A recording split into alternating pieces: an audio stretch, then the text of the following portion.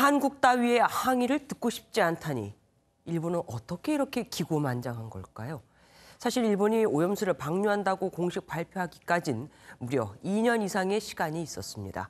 일본 정부는 그간 치밀하게 미국과 국제원자력기구를 설득해 내 편으로 만들었는데 우리 정부는 일본 영토 내 문제라며 오염수 문제에 소극적이었습니다. 그리고 나서 뒤늦은 항의만 하고 있는 거죠.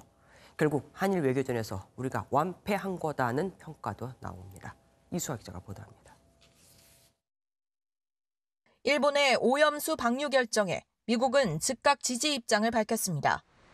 미 국무부 대변인이 성명을 내놓은 데 이어 블링컨 장관은 직접 원전에서 나온 처리수 처리 결정을 투명하게 하려는 일본에 감사한다며 SNS 글을 올렸습니다.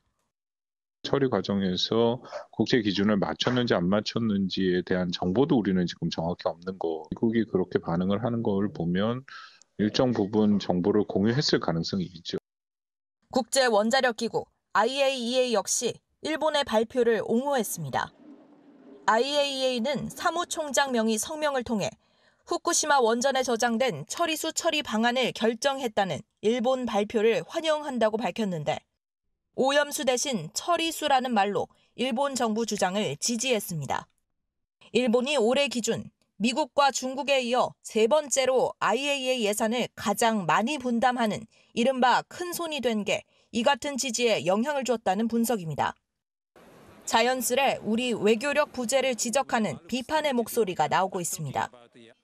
일본이 처음 후쿠시마 오염수 방류 가능성을 언급한 지 2년 반이 지나는 동안 우리 정부는 일본 영토에서 이뤄지는 일이라며 소극적인 태도를 보여왔다는 겁니다. 외교부로서는 지금 이거 결정이 아직 안 내려진 상황에서 외교부가 뭐 어떻게 하겠다 이렇게 미리 예단을 하고 말씀드리기는 어렵습니다만 국민의힘은 국민 안전과 직결되는 문제에 정부가 노력하지 않았다며 무능 외교의 비극이라고 꼬집었습니다. MBN 뉴스 이수아입니다.